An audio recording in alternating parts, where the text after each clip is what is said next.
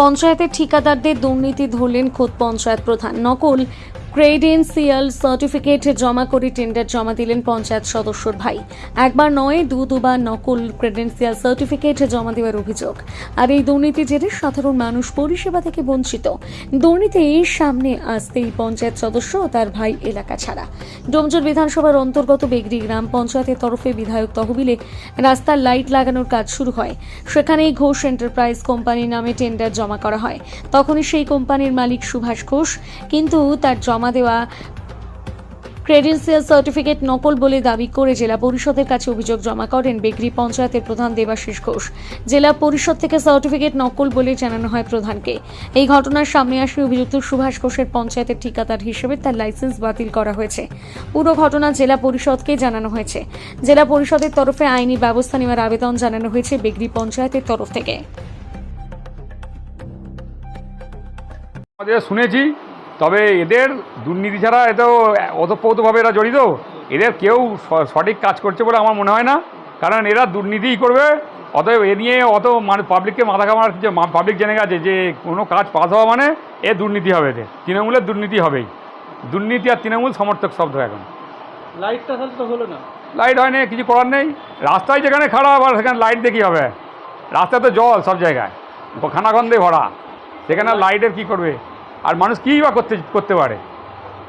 কী করবেন আমরা বলুন? কোথায় যাবে? কোর্টে গেলে কোর্টেও বিচার হয় না।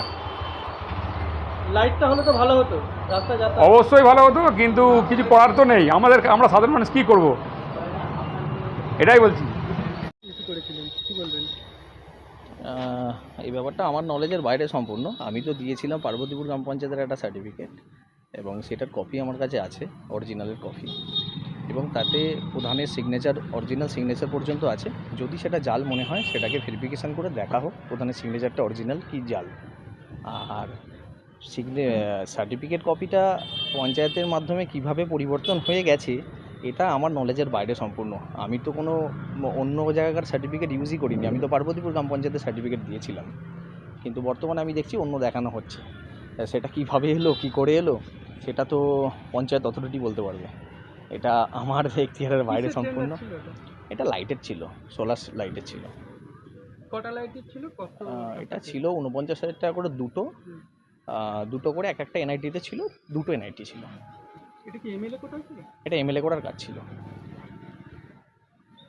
এবার আর বাকি আর তো কোনো ম্যাটার আমার জানা নেই। মানে আমি যতটুকু জানি আমি আপনাকে বলে দিলাম।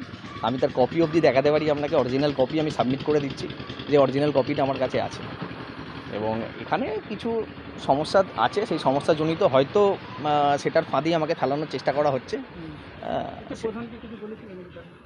না, আমাকে সেইভাবে কিছু বলা হয়নি। ওনারা কিছু আগে টাকা পয়সা নিত এসব কাজের এগেনস্টে। বর্তমানে টাকা পয়সা দিয়ে দিচ্ছি না, আমরা কাজ করছি, আমরা লেস মেরে কাজ চলছে, কম্পিটিশানে কাজ চলছে।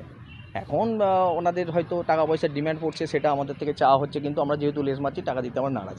ওনারা চাইছে ওনাদের কোনো মানে পার্সোনাল কন্ট্রাক্টর আছে, তাদের দিয়ে কাজগুলো করাবে। এই জন্যই হয়তো আমার বিরুদ্ধে এই চক্রান্ত।